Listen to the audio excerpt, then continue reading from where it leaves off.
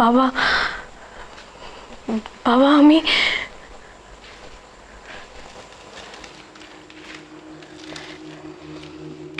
বাবা, তোকে বললাম না বেরিয়ে যা।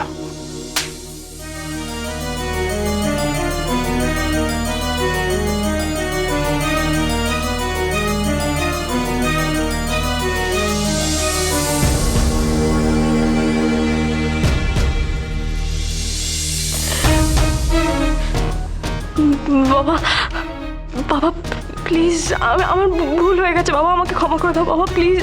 দীপ্ত, আমার শরীরটা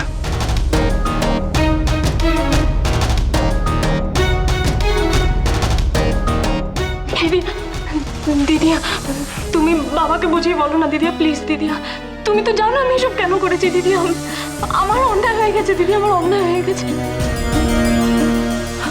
আমার খুব বড় অন্যায় হয়ে গেছে দিদিয়া। না আমি সৌরভকে পাওয়ার জন্য পাগল হয়ে গেছিলাম, কোনটা অন্যায় কোনটা ভুল কিছু কিছু মাথায় ছিল না দিদিয়া। দিদিয়া প্লিজ হেল্প মি দিদিয়া প্লিজ। দীপ্ত, ওকে দয়া করে চুপ করতে বলো।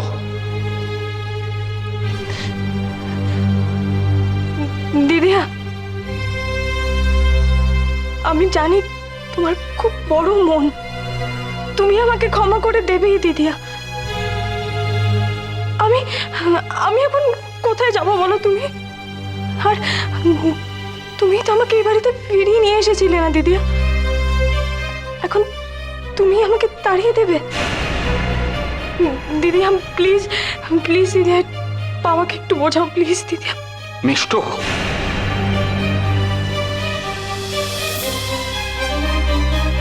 আর একটা কথা বলে তুই আমার অন্য রকম রূপ দেখবি। তুই জানিস আমি মন গড়া কথা কখনো বলি না। নারায়ণ দত্তের মেয়ে এত নিচে নামতে পারে না। তোর সঙ্গে আমি সমস্ত সম্পর্ক ত্যাগ করলাম। না একদম নয় বাবা, মিষ্টু তোমার নিজের মেয়ে, ওর শরীরে তোমার রক্ত বইছে, তুমি তুমি ওকে ত্যাগ করতে পারো না বাবা। একটা ভুল করে ফেলেছে মিষ্টু, একটা ভুল হয়ে গেছে, অন্যায় হয়ে গেছে, তুমি প্লিজ ওকে ক্ষমা করে দাও প্লিজ বাবা।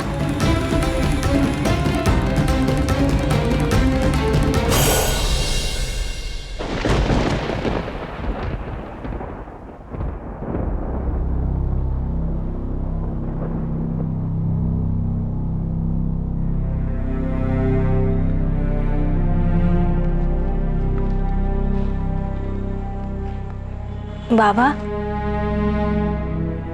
এবার আমায় ফিরতে হবে, বাচ্চারা আমাদের বন্ধুর বাড়িতে আছে। না আলোমা, না না, আমাকে প্রণাম করিস না, আমি তোর প্রণাম নেবার যোগ্য নই।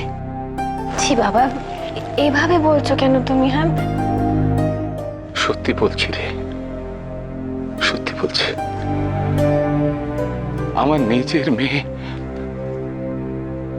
নিজের মেয়ে যে এত জঘন্য কাজ করতে পারে আমি ভাবিনি। জানিস মা, আমি যখন শুনলাম মিষ্টু মা হতে চলেছে আর সৌরভ ওকে ছেড়ে চলে গেছে,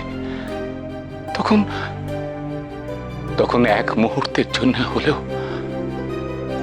আমি তোর উপর রাগ করেছিলাম। সেটাই তো স্বাভাবিক বাবা, যাওয়ার সময় মিষ্টুর সমস্ত দায়িত্ব তুমি আমাকে দিয়ে গেছিলে, রাগ তো হবে। আমি জানি না মা, আমি জানি না যে আমি কিভাবে সৌরভের মুখোমুখি হব।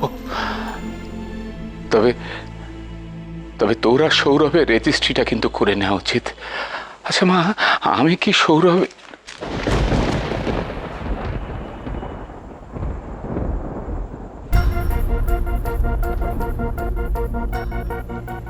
আপনি অসুস্থ, আপনার রেস্টের প্রয়োজন, আপনি বিশ্রাম করুন,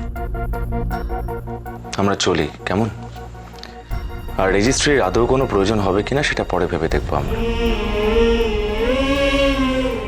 অনেকটা পথ ড্রাইভ করতে হবে, তো একটু তাড়াতাড়ি বেরোলে ভালো হতো আমাদের। আসছি।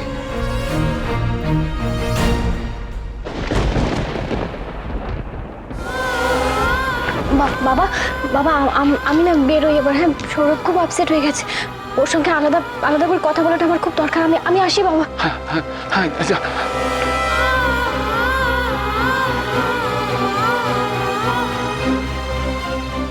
যা মা, যা।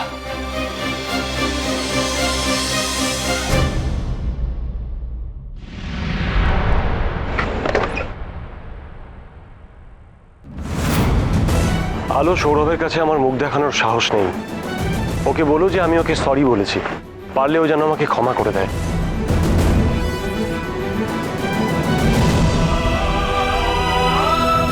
আমি ওকে কি করে মুখ দেখাবো দীপ্ত?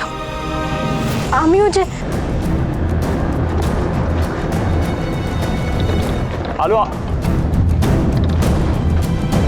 আলো, আমি তোমাকে পৌঁছে দিচ্ছি, দাঁড়াও 1 মিনিট, আমি গাড়িটা বের করি। আসলে আমরা সকলে তো ওকে ভুল বুঝেছিলাম, ন্যাচারালি ওর খারাপ লেগেছে। 1 মিনিট, আমি গাড়ির চাবিটা নিয়ে আসছি। না, না মানে তুমি যাবে না? যেতে তো হবে, ডেফিনেটলি যেতে হবে দীপ্ত, ডেফিনেটলি যেতে হবে। দোষটা আমি করেছি, ওর রাগটা আমাকেই ভাঙাতে হবে। সেই জন্য তো বলছি, গাড়িটা না বের করলে তুমি যাবে কি করে? দরকার হলে পায়ে হেঁটে যাব।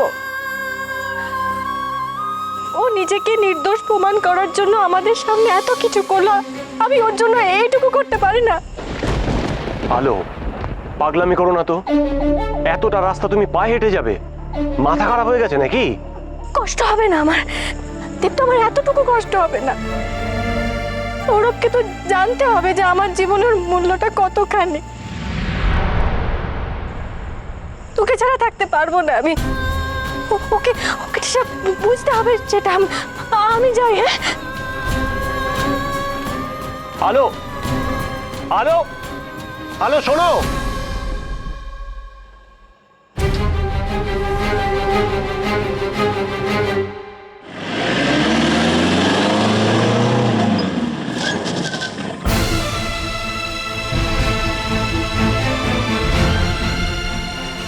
কোনো একটা মুহূর্তে ভুলবশত তুমি আর মিষ্টু ঘনিষ্ঠ হয়েছো।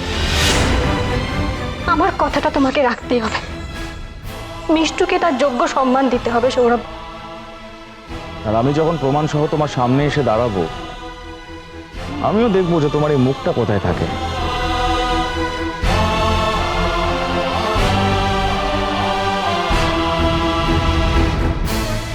সৌরভ, এটা কি করলে তুমি?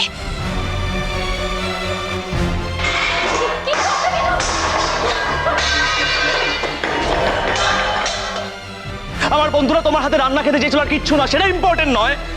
অথচ কনসালটেন্সি সার্ভিসে দই পায়নের জন্মদিনটা প্রচন্ড ইম্পর্টেন্ট ছিল তোমার কাছে।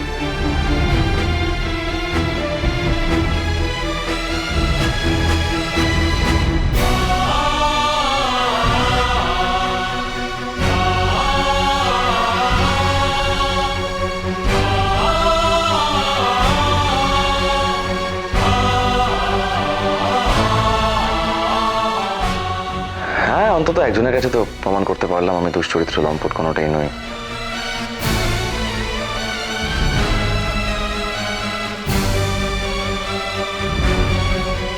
আমরা চলি, কেমন? আর রেজিস্ট্রির আদৌ কোনো প্রয়োজন হবে কিনা সেটা পরে ভেবে দেখবো আমরা।